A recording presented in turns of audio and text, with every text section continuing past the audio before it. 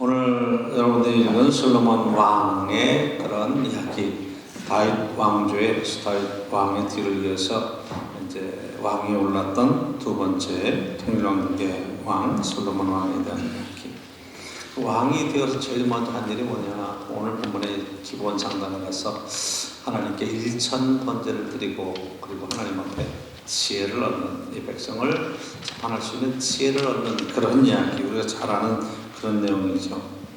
그 밤에 꿈에 나타나신 하나님께서 내가 내게 무엇을 줄까 그랬더니 이야기하잖아요. 나는 백성들을 이렇게 분별할 수 있는 힘이 없습니다. 지혜를 주십시오. 하나님께서 내가 부도 구하지 아니하고 또 명예를 구하지도 아니하고 원수를 갚는 그런 것들을 구하지 않았기 때문에 내가 내게 지혜를 주고 또 부귀와 영광도 함께 주리라, 그렇게 쭉 얘기하시는. 그래서 우리가 많은 경우에 오늘 말씀을 읽으면서 그래, 솔로몬 같은 지혜를 얻어야 돼, 거기에 따라서 부귀가 오고 영광이 오고 그렇게 따라오는 거야. 그래서 솔로몬 그러면 굉장히 지혜의 왕, 그래서 지혜 그러면 솔로몬 일단 얘기를 하죠. 그러면 성경에서 우리가 과연 이 솔로몬 왕에 대한 바른 평가, 바른 신앙, 우리가 정말 신앙 안에 그런 지혜가 과연 뭔가, 하나님 앞에 함께 말씀을 보면서 솔로몬 왕에 대한 그런 스토리 이야기를 기억하는 것보다 그 안에 성경을 통해서 우리에게 주고자 하는 교훈의 말씀이 과연 무엇인가, 이것을 함께 보기를 원합니다. 그 얘기가 참 중요한 거죠. 솔로몬, 그러면 제일 먼저 떠오르는 인상이 오늘 본문에처럼 1000번제를 통한 하나님 앞에 지혜. 그 1000번 제사를 드렸다가 아니라 1000개의 번제를 드렸다. 이게 여러분들 1000번제 이렇게 되는 거죠. 1000번제가 아니라 이걸 구별하셔야 돼요. 그러니까 제단에 번제를 1000마리의 양을 제물로 드렸다. 첫날 동안 드린 게 아니라 한꺼번에 드린 것이 1000마리였다. 이렇게 생각하시면 여러분 쉽게 이해가 되죠. 자, 솔로몬 그러면 또 생각나는 게 뭐예요? 성전 건축을 했다. 그쵸?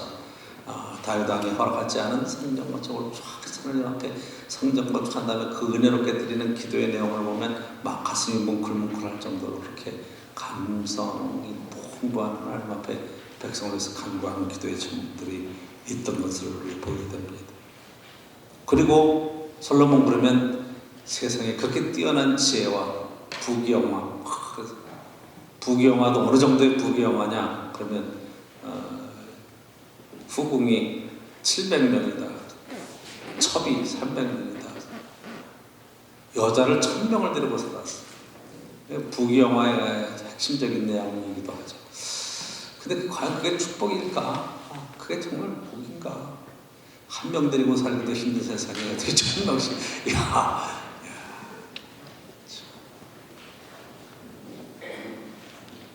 어떤 좀 나이 든 분이 이렇게 그 옛날에 부인이 둘이었대. 바람을 펴가지고 부인이 둘이었대. 근데 이제 어느 날 보니까 이분이 완전히 머리가 다 빠지게 됐다는 거예요. 그래서 왜 빠지게 됐냐 상황을 보니까, 이게 부인은 이 남자가 머리가 시커매면 바람 피운다고 검은 머리 뽑고, 또 이 둘째 부인한테 가면은 이 사람 좀 젊게 보여야 된다고 흰머리 뽑고, 그래서 나중에 흰머리 뽑고 고민머리 뽑고 하다 보니까 나중에 대머리가 된다, 그런 얘기가 있는데, 그런 얘기가 아니라 그게 두 사람 사이에 끼어가지고 자기의 어떤 결정을 할 수가 있는 상황인데, 이 1000명이면 말이 되겠네요. 그래서 타락하는 이야기가 솔로몬의 이야기예요. 결국 그 인생의 맨 마지막에 솔로몬은 하나님을 떠납니다. 이 이야기로 끝나는 거예요. 그러니까 우리가 앞에 지혜라고 하는 말, 하나님 앞에 부귀영화를 누렸다고 하는 말, 솔로몬이라고 하는 이야기, 이거에 대한 스토리를 쭉 할 때 사실은 우리는 우리가 보고 싶어하는 내용만 보려고 하는 감정이 굉장히 많아요. 어느 말씀이 은혜가 되냐, 이 말씀을 듣고 하나님, 우리도 하나님께 제물을 드립니다, 예배를 드립니다, 우리 아이에게 지혜를 주셔서 솔로몬 같은 지혜를 주시고 뛰어나게 하시고 부귀영화를 누리게 하시고 장수하게 하시고 건강하게 하시고, 뭐 그렇게 지금 이야기가 진행되어져 가는 거죠. 그 안에 어떻게 솔로몬이 그런 그 지혜를 갖고 살았느냐는 삶의 얘기는 관심이 없어. 그거 보고 툭 튀어 넘어가는 거야. 아, 다윗은 이렇게 죄를 용서를 받고 하나님의 이런 신앙을 가지고 복된 삶을 살았다. 솔로몬은 이렇게 지혜로운 삶을 살았다. 그렇게 해석을 하는 거예요. 그 성경은 지금 글에 이글 쓰자고 이야기하는 게 아니라는 얘기죠.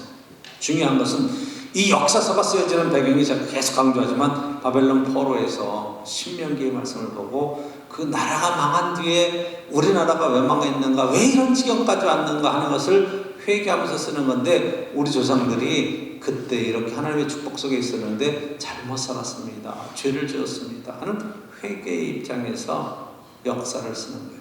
그 역사는 그 하나님 앞에 잘못을 고백하는 역사예요. 그러니까 여러분들이 봐야 될 것은 이 하나님 앞에 이렇게 살면 안 되는구나 하는 걸 볼 수 있어야 되는데, 축복받는 것만 얘기하고 축복받고 그 다음에 어떻게 사는가에 대한 이야기를 자꾸 있는 거예요. 누리면 살면 되죠. 성경은 누리며 사는 것에 대한 이야기가 뭘 누리라는 거냐, 이에 대한 이야기가 사실은 굉장히 중요하죠. 그래서 오늘 여러분들이 성경을 읽으면서 한번 저와 함께 조금만 한번 3장 1절에 모르케스무간이 왕이 올라서 처음 한 일이 솔로몬이 애굽의 왕 바로와 더불어 혼인관계를 맺어 그의 딸을 맞이하고 다윗성에 들어다가 두고 그랬어요. 누구랑 혼인 맺은 거예요? 바로의 딸, 바로의 공주를 데리고 이방 여인과 결혼한 거예요. 그렇죠? 굉장히 정치적이고 정략적인 사람이에요. 그래서 사실은 이게 여러분 열왕기상 11장에 가보면 솔로몬이 타락할 때 맨 마지막에 거기에 뭐 에돔서부터 그모스 뭐 또 해가지고 암몬 자손 뭐 해가지고 시돈의 딸들 뭐 해가지고 민족마다 공주를 데려다가 정략적으로 결혼을 해서 부인이 많아진 거예요. 다 그렇게 했어요.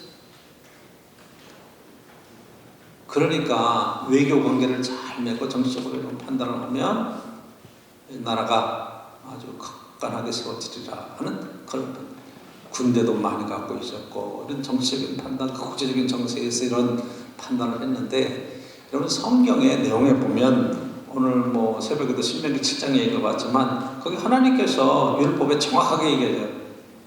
너희가 들어갈 땅에 이방 여인들하고 이방 민족하고 아들을 주지도 말고 딸을 데려오지도 마라. 혼인관계를 맺지 마라. 왜? 혼인관계를 맺는 그 순간에 너희 가정의 아들들을 데리고 이방 신상으로 가고, 그래서 이방 신상으로 섬기면서 신앙이 타락할 것에 대한 그런 것에 대한 지적의 이야기들이 수두룩하게 나오는 거예요. 신앙이 짬뽕이 되면 안 된다, 섞이면 안 된다, 신앙의 순수성을 지켜야 된다. 이방 신상에 대한 이야기들을 여기 열왕기상 11장으로 가보면, 그래서 그 여인들이 들어왔을 때 예루살렘 바깥에다가 신당들을 만들어 놓고 다 신들을 섬기게 다 합니다. 그러니까 솔로몬이 제일 먼저 한 건 뭐냐, 그 지금 애굽의 공주를 들여다가 부인을 삼는 거, 왕비를 삼는 거. 그래서 신앙을 정치적인 거, 성전 짓는 것도 굉장히 신앙적인 것 같고 신앙적인 표현인 것 같지만 사실은 예루살렘 중심의 신앙으로 바꿔놓는 그런 일들을 하는 것을 보거든요. 그렇죠? 그래서 성전을 짓습니다. 두 번째 성전을 짓는데, 이 성전은 사실은 출애굽하면서 이스라엘 백성 속에 하나님께서 모세를 통해서 이 백성의 중심에 성막이 있고, 성막의 제일 큰 특징이 뭐냐면 텐트라는 거예요. 텐트. 그건 굉장히 작은 텐트예요. 거기 성소와 지성소가 갈라져 있고, 성소와 지성소 안에는 뭐 있느냐, 법궤가 들어있는 거예요. 그 성전 크게 짓고 화려하게 지었어요. 어마어마하게 금으로 돌려고 지었는데 결국 그건 뭐 하는 거냐, 그 성소 지성소로 나눠서 지성소 안에 뭐 있다고요? 법궤 들어있는 거예요. 그러면 여러분들이 예를 하나 들어서 계약서를 하나 썼어요. 그 아파트 매매 계약서를 썼어. 그 매매 계약서를 그냥 여러분들이 그냥 화장대 서랍에 넣어뒀어요. 이거 얼마나 귀중한 건데, 그리고 근거를 잘 만들었고 근거 안에다 넣어놨어요. 어느 게 더 효력이 있어요? 화장대 안에 있는 계약서가 효력이 더 커요? 근거 안에 아무도 열지 못하게 하는, 나만 알고 있는 그 근거 안에 있는 계약서가 더 효력이 커요? 이정호 원사님 머리 똑같아요. 성전 안에 화려하게 짓고, 아버지가 막 금 10만 달란트 모으고 수백 조를 들여서 지은 성전이나 성막이나 똑같은 거예요. 텐트. 그 하나님께서 이야기하시는 거예요. 내가 언제 너더러 집 지어달라고 그랬냐, 다윗에게. 언제 집 지어달라고 그랬냐. 이스라엘 백성의 중심에, 하나님 중심의 신앙생활을 사는 상징적인 모습. 거기에 하나님의 임재가 있고 하나님께 말씀하시고, 법궤 안에는 십계명 하나님 말씀이 들어있는 거예요. 법이 들어있는 거예요. 솔로몬이 성전을 지으면서, 다윗서부터 솔로몬으로 오면서 하나님의 말씀 중심보다는 제사 중심으로 이게 쭉 넘어가는. 그래서 제사장들을 세우고 제사를 지내면서 하나님 말씀이 점점 세력을 이뤄가는 그러한 시대가 되어져 버리는 거죠. 성전 몇 년 동안 짓느냐? 7년 동안 짓습니다. 그리고 7년 동안 짓고 난 뒤에 그 다음에 뭐 하느냐? 자기 살 왕궁을 짓는데 13년 동안 짓는 거예요. 그래서 20년 동안 건축을 하고, 다윗 왕이 40년 다스렸고 솔로몬이 40년 다스렸는데, 자기 40년 다스리는 중에 20년 동안 건축하고 동원하는 거예요, 백성들. 그래서 여러분들이 열왕기상에 조금만 지나가서 보면, 솔로몬 왕이 죽고 르호보암 아들이 왕이 될 때 여로보암이라고 하는 친구가 나와서 하는 얘기예요. 솔로몬 때에도 아주 열심히 일을 하고 나라를 충성했던 사람인데, 그게 솔로몬에게 바른 말을 하다가 쫓겨서 애국으로 피난 갔다가 다시 솔로몬이 죽고 와서 이야기하는 거예요. 선대왕의 그러한 행위가 너무 가혹합니다. 우리를 이렇게 많은 일에 동원하고 세금을 너무 많이 거두고, 선왕께서 호화롭게 살았으니까 좀 세금을 감해주시고 노역을 좀 작게 해주십시오. 그걸 우리가 섬기겠습니다. 그러니까 솔로몬 왕 때의 백성들이 편안하게 행복하게 잘 살았다. 여러분, 자꾸 우리 그런 착각을 해요. 솔로몬의 부귀영화를 얘기하지만 그 부귀영화 밑에 깔려있는 백성들의 고단한 삶에 관한 이야기를 주시를 해야 되는데 그걸 주시를 못하는. 그러니까 솔로몬 다음에 르호보암 때 왜 나라가 둘로 갈라지느냐. 아버지가 잘하고 정확하게 잘 세워놓고 정말 특병성대로 놓았으면 나라가 갈라질 이유가 있겠느냐 이 말이에요. 역사는 그걸 얘기하는 거예요. 근데 우리는 하나의 이미지에 딱 꽂히면 그것으로 다 덮으려고 그러는 속성이 있어요. 그래서 문제가 되는 거예요. 공과 과가 있으면 정확하게 분별하고 하나님 안에서 이 기준을 우리가 세워서 따라가야 되는데 그게 잘 안 된다. 솔로몬이 얼마나 호화롭게 살았는가, 성경은 우리에게 3장 4장으로 넘어가면 딱 그 얘기예요. 솔로몬 4장에 보면 주보를 받았습니다만은 솔로몬 열왕기상 4장 20절 23절에 보면 솔로몬의 하루 음식물이었어요. 가는 밀가루 30고루요. 솔로몬의 음식은 가는 밀가루가 30고루. 30고루라는 건 석이라는 거, 한 석, 두 가마니가 한 석이잖아요. 그러니까 30석이에요. 솔로몬이 하루 먹는 음식, 굵은 밀가루가 60석이에요. 그럼 120가마예요.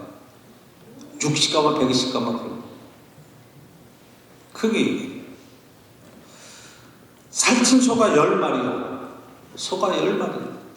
그 소가 10마리만 먹었냐, 하루 식사. 초장에 소가 20마리, 소 30마리를 하루에 먹은 거예요.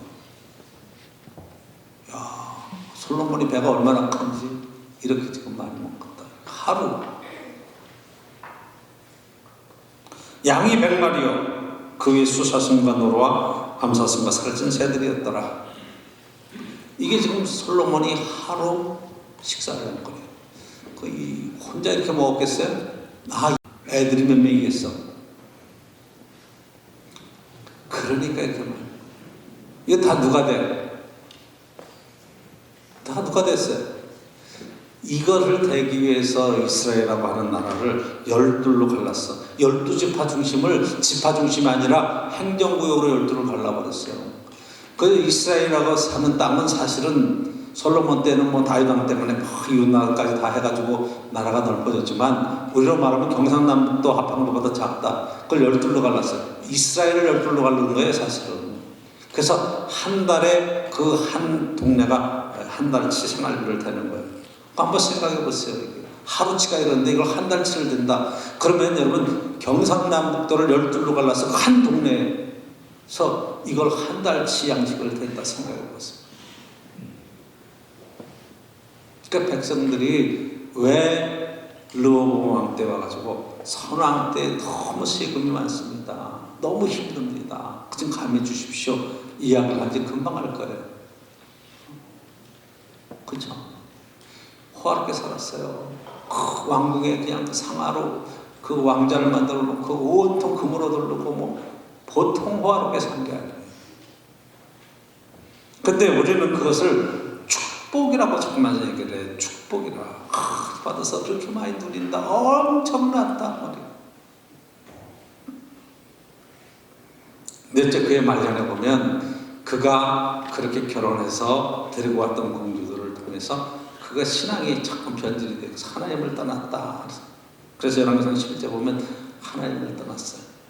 다 그 공주들이 와서 이방 신상들을 만들어 놓고 그 자기들 섬길 때 그걸 제재하지 않는 거예요. 거기 동정하고 하는 거예요. 그래서 그 나라가 무너진 거예요. 그러니까 역사적인 배경에서는 솔로몬에 관한 이야기를 할 때 우리가 이 사람은 얼마나 지혜로운가, 하나님이 이런 복을 받았다 그렇게 얘기하지만 그게 복이 아니라 나중에 보니까 인생을 잘못 산 사람이구나. 지혜가 뭐예요?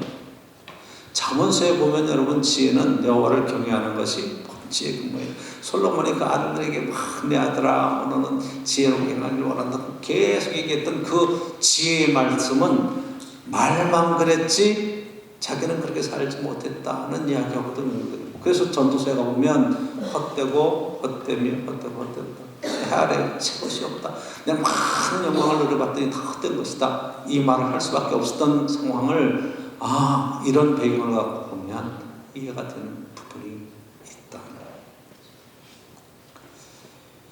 영적으로 타락하고 하나님을 떠난 것으로 결국 인생의 종지부를 짓고 아들 되는 나라가 무너지는 그 경험을 하는 목사님 뭐 그렇게 슬픈 얘기를 하시니까 솔로몬의 좋은 얘기 긍정적인 얘기를 그럼 여기서 주시는 교훈이 뭐예요? 우리가 하나님의 말씀을 볼 때 우리가 뭘 봐야 되느냐 굉장히 중요하죠. 오늘 본문에서 여러분들이 뭘 볼 거예요? 한번 보십시오. 1절에 우리는 이야기를 해요.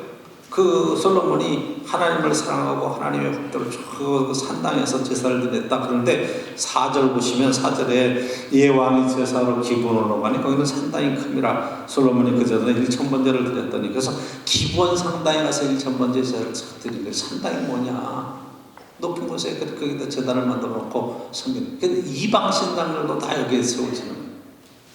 그래서 여러분 북왕국 남왕국 나라면서 역사적으로 이 산당을 폐하느냐 폐하지 않느냐 굉장히 이게 많은 이슈가 되는 거예요.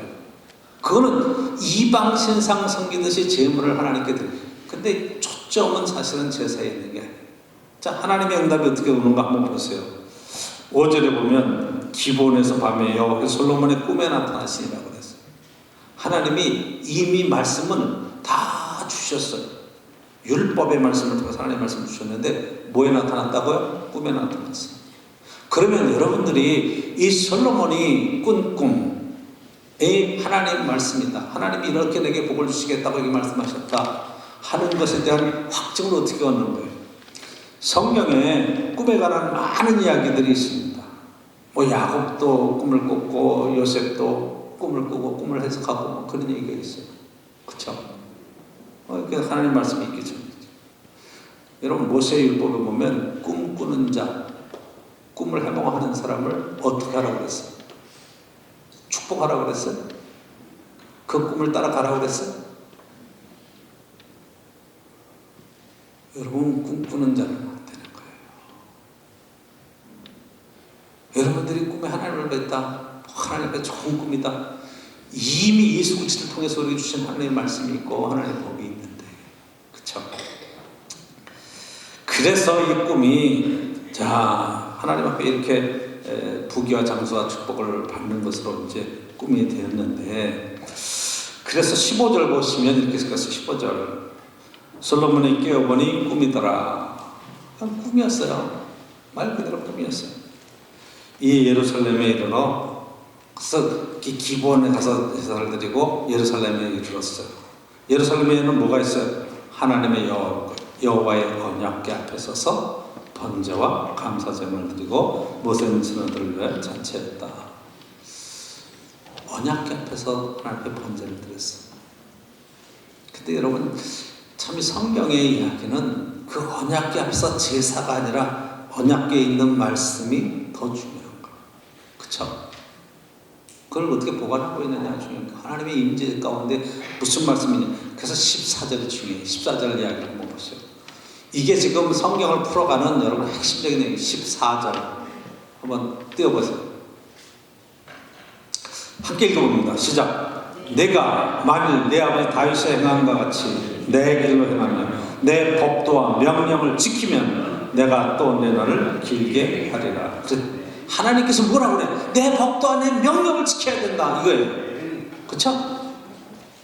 이게 기준이야. 그러니까 솔로몬이 그의 평생에 하나님의 말씀과 법을 따라 살았느냐, 하나님의 율법을 따라 살았느냐, 이것에 대한 중요한 이야기예요. 제일 중요한 거예요. 하나님을 얼마나 열심히 섬겼느냐, 얼마나 예배를 드렸느냐, 제물을 드렸느냐, 이거보다 더 중요한 게 하나님의 말씀의 기준이 법이에요. 이게 법. 지금 코로나 바이러스 때문에 굉장히 좀 지금 뭐 거기에 몇 번 환자에 왔다 갔다 하다가 명령교회, 서울에 있는 명령동에 있는 명령교회 가서 예배드리고 주일 같이 밥 먹고 뭐 막 그렇게 했다고 그래서 오늘 그 예배를 못 드린대. 막 소독하고 막 그래가지고 그러니까 막 방송에서 그러는 거야. 종교에 큰일 났다. 이거 모여서 어떻게 예배를 드리냐 그러는 거야. 다 마스크 쓰고 예배 드리냐. 여러분 다 마스크 쓰고 나만 마스크 안 쓰고 말하고 막 이래야 될 판인데 여러분들이 참 믿음이 좋아서 마스크 다 벗고 들어와서 너무 감사해. 난 교회들 오늘 반도 안 올 줄 알았어. 왜?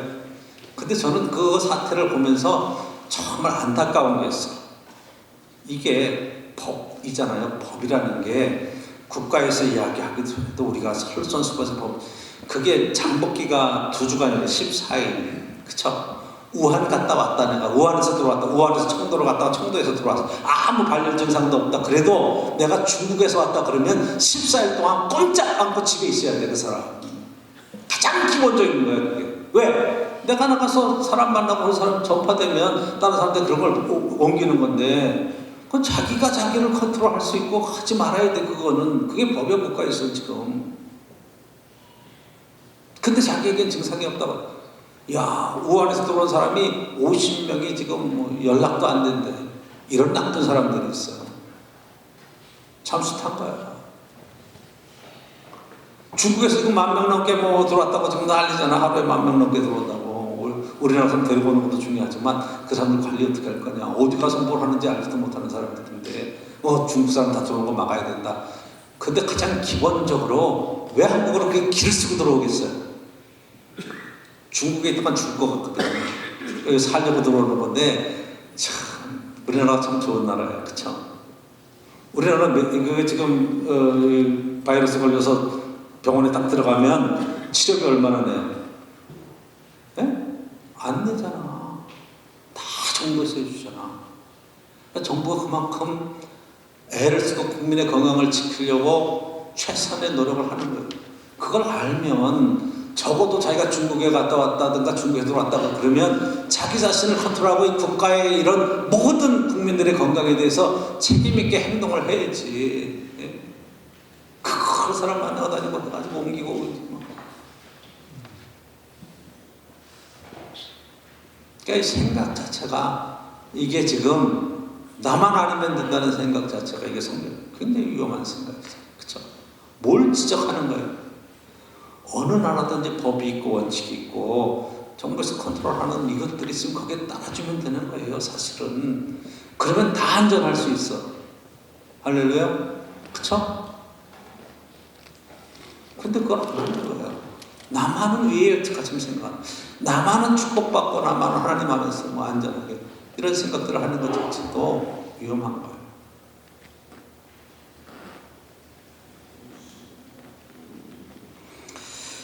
여러분, 첫 번째 우리가 이 말씀을 통해서 우리 교훈을 얻기를 원하는 것은 솔로몬이 하나님의 축복이라고 받았어요. 그래서 많은 것들을 누리고 산다고 생각을 해요. 근데 자기가 누리는 것 속에 더 많은 부분이 백성들의 고난 속에 있고, 그렇게 큰 7년 동안 성전 동원되고, 여러분 13년 동안 왕궁 짓는데 동원되고, 지금 사무엘 선지자가 제일 위험하게 생각했던 일들을 그대로 지금 누가 하고 있느냐면 솔로몬이 하고 있는 거예요. 너희들이 왕이 세우면 안 될 이유에 대해서 사무엘은 정확하게 집어서 이야기를 했던 거예요. 왕이 세워지면 너희들의 애들을 다 군대로 끌고 갈 것이다. 너에게도 원할 것이다. 너희 딸들은 다 데려다가 궁중에서 시둥들게 할 것이다. 다 그렇게 얘기했던 일들이 그대로 너희들 세금 걸어갈 것이다. 다 얘기하는 거예요. 그대로 갖다 대. 왜 사무엘서냐? 왜 사무엘서라고 얘기하고 다윗과 솔로몬으로 넘어가면서 왜 이런 이야기를 역사서를 쓰고 있느냐? 사무엘과 같은 신앙의 기준으로 역대 왕들을 볼 때 하나님 말씀 속에서 정말 하나님 나라를 세우기에 애를 썼던 왕은 과연 누구였었느냐? 이거에 대한 반성과 평가가 있는 거예요. 혼자 잘 산다고 해서 그게 하나님의 축복이라 그런 게 아니라는 거예요. 함께 잘 살고 그 삶이 내가 부유해진 것만큼 사회적인 책임이 있고, 그것을 사회에 환원할 줄도 알고, 그것을 가지고 사회에 헌신할 줄도 알고. 그래서 여러분들, 우리나라 사람들은요, 이게 약하잖아. 이건 내가 어떻게 먹은 건데 내가 내 자식에게 주려고 다 그러죠. 그 다윗이 솔로몬에게 그래서 준 거잖아요. 솔로몬이 노르고에게 준 거고. 그 보통 인간이 갖고 있는 보통적인. 근데 신앙의 생각은 생각이 좀 다르죠. 사회환원하고 내 평생에 모은 세계 제일의 갑부들 뭐 이런 많이 나오잖아요. 다 사회 어떻게 환원하는가? 재단을 만들어서 그걸 어떻게 사회 복지에 어떻게 쓸까? 학교를 세우고 또 후원하고 그런 일들에 그렇게 헌신하는 삶을 보면 하나님 앞에서 책임 있게 산다. 축복의 통로가 된다. 내가 내게 복을 주고 너를 통해 세계 모든 민족의 복을 받게 할 거야 하는 하나님이 아브라함을 부르시며 이야기하시는 삶의 이야기가 엄청 이게 중심이 되는 핵심의 이야기죠. 그렇죠? 공동체가 잘 살아요. 우리가 잘 살아요. 지금 우리나라 정부도 마찬가지예요. 대통령 되는 것 중요하죠. 대통령이 돼서 뭐 할 거야? 자기의 명예가 높고 내가 얼마나 큰 권력을 갖고 있는가. 그런 잘못 가는 거예요. 그렇게 된다면. 함께 잘 사는 나라에 대한 비전과 꿈이 있어야 됩니다. 우리 팀과 너희 팀을 가르는 것 자체는 문제가 심해요. 제가 미국의 트럼프 대통령에 대해서도 한마디 하고 싶은 것들이 바로 이런 것들이에요. 그 세계에서 제일 나는 국가를 그 신앙의 선조들이 가서 그 나라를 만들고 있는 땅, 살고 있는 땅을 하나님께서 그렇게 하셔서 세계 모든 민족이 함께 모여지는 나라로 만들었으면, 여러분 미국이라고 하는 나라는 세계의 모든 민족에게 빚진 나라예요. 엘리트들은 다 거기 가서 사업하고 다 거기 공부하고 그러잖아요. 그럼 세계 모든 민족에게 그것을 갚으려고 하는 건지, 아메리칸 퍼스트에서 우리 이익을 챙긴다고 그렇게 나대는, 그게 근본적으로 미국이 망하는 길로 가는 첩경을 가는 거예요. 성경적이지 않다 이 말이에요. 신앙적이지 않다 이 말이에요. 왜 중국의 바이러스가 저렇게 창궐하느냐? 하나님이 뭐 벌을 주시는 거냐? 여러분, 세상 돌아가는 이치가 하나님이 벌 주시지 않는다 그래도, 벌에 관한 이야기를 안 하든 하나님까지 아는 이야기를 해도 탐욕스럽게 살아가는 인간의 삶 속에는 꼭 거기에 대한 반대급부로 그 징계가 따라오게 되어 있다 이 말이에요. 그렇잖아요. 지금 중국이 세계 뭐 중국몽이라고 해서 난 목리를 부리는 것 같아. 얼마나 그 자기 중심의 그런 나라를 만들려고 그래요. 얼마나 아나무인으로 이제 살게 되니까 그래요. 한 방에 나갈 수 있다는 걸 하나님이 보여주시는 거죠. 얼마나 위험한 생각. 그게 세계에 함께 살려고 하는 그런 쪽으로 가지 않고 그 욕심스럽게 중국 사람이 얼마나 욕심스러워요. 아나무인격으로 그렇게. 그러니까 이게 뭐 경계의 그런 것들이 세상에 그렇게 돼 있어요. 강하면 무너져. 여러분 부귀영화를 누리는 게 그게 축복만이 아니다. 자, 여러분들이 로또를 해요. 로또. 저는 로또 사는 걸 굉장히 반대하는 사람 가운데 하나입니다. 로또 여러분 안 되는 거예요. 이건 근본적으로 안 돼요. 로또 해서 여러분들이 한 20억씩 맞았다고 그래요. 다 우리 교인들이 20억씩 해서 목사님 저에게 좀 로또를 살 수 있게 축복해 주십시오. 그럼 제가 여러분들에게 다 기도하면서 집사님 몇 번 하나님 몇 번이래 4 그러면요 여러분이 딱 사서 또 뭐 20억이야 20억. 그러면 20억 가지면 11.2억 내고 뭐 나머지 가지고 빚 갚고 뭐 어디 가서 이제 아파트도 하나 사고 뭐 이래가지고 좀 살면 좀 편표가 좋겠는데 안 하는 이유가 있어요. 왜 안 할까요? 통계적으로 로또 맞은 사람 다 망했어. 2, 3년만 지나지 않아서 다 복상 망해가지고 형제간의 은이 다 끊어지고 사회에서 신원할 사람 다 끊어져. 제일 로또 맞으면 먼저 하는 게 직장 때려치는 거야. 내가 이 돈이 있는데 내가 직장 왜 다녀? 이거 한 달에 푼돈 받으려고 다녀. 그러고 떨어져. 그 다음에 뭐해? 차 받고, 그 다음에 뭐 집 받고, 그 다음에 뭐 받고, 마누라 받고 이렇게 가는 거야. 그러다가 망하는 거예요. 그렇잖아. 로또 맞아서 잘 되는 사람은요 몇 사람 없어. 그 사람은요 로또 맞을 때나 안 맞을 때나 그 직장 나가고 있고 그 마누라랑 살고 있고 그 집에 살고 있는 사람은 한 방에. 로또 맞으면 맞으면 똑같은 거지 뭐. 그렇잖아요. 여러분 인생의 로또는 예수님이 로또예요. 하나님의 말씀이 우리에게 로또가 되는 거예요. 그게 은혜가 있는 거죠. 부귀영화 누렸다고요 잠깐은 재밌을지는 몰라. 그러나 망하는 길에 접견을 해요. 로또는 뭐냐? 예수님의 로또고 여러분이 지금 함께 살고 있는 남편과 아내가 로또예요. 아, 난 로또 맞았어. 당신 만나서 로또 맞았어. 할렐루야. 어떤 분이 그 얘기했더니 목사님 로또가 확실해요. 그래서 왜? 하나도 맞는 게 없어요. 하나도 맞는 게 없어요. 부귀영화를 누렸다고 해서 그게 축복이 아니라 그것은 사명으로 다가오는 거예요. 하나님께서 내게 이 일을 맡겼으니 내가 어떻게 이 일을 할까? 대통령이 됐다는 건 축복이 아니라 나라를 위한 사명을 받는, 민족을 위한 사명을 받는 거죠. 그렇죠? 제일 높은 자리는 제일 낮은 자리에 섬기는 자리래 말이에요. 성경적인 진리죠. 국회의원이 됐다. 여러분 4월달에 이제 선거하는데 내가 나라를 위해서, 민족을 위해서, 국민들을 위해서, 주민들을 위해서. 근데 딱 되고 나면 딴소리 하죠. 4년 동안 전혀 딴소리 하다가 또 이제 4년 뒤에 다시 트는 거예요. 그런 얘기 하잖아. 반복하잖아. 이 특권을 내려놓는 것이 국회의원들이 안 되면요 이건 안 고쳐져요. 그게 돼 있어요. 두 번째 한번 여러분 성전 지은 걸 한번 생각해보세요. 성전 지은 거. 우리 성전을 굉장히 좀 높게 평가하죠. 성전을 지었습니다. 하나님을 봉헌하고 감격스러운 예배를 드렸습니다. 근데 이스라엘 역사 속에 성전이 지어졌을 때와 성막에 살 때랑 역사를 보면 성전이 지어지면서 이스라엘 백성들의 신앙이 타락하는 건 알고 계시죠? 예언자들이 계속 와서 북왕국에도 얘기하고 남왕국에도 예언하면서 예언하는 내용의 핵심적인 내용은 하나님이 제사를 폐하라는 거예요. 성전을 막으라는 거예요. 냄새 싫다는 거예요. 이 백성이 내 말을 듣기를 원한다는 거예요. 제사보다 순종이 낫다. 그렇죠? 제사보다 순종이 낫다. 번제를 드림보다 여호와의 말씀을 청종하는 걸 원한다. 이 백성이 내 말을 듣기를 원한다. 계속 얘기를 하는 거예요. 근데 제사를 드리고 그것으로 급하라고 자꾸 생각을 하고 제사 드렸으니까. 여러분 제사는 위험한 거예요. 이방 신상들에게 지나는 것도 다 제사예요. 이방 신상하고 하나님의 종교하고 제일 다른 것은 말씀을 듣느냐 안 듣느냐 얘기하는 거예요. 이반 제사드리고 복을 받는 거예요. 변절시키면 안 되는 거예요.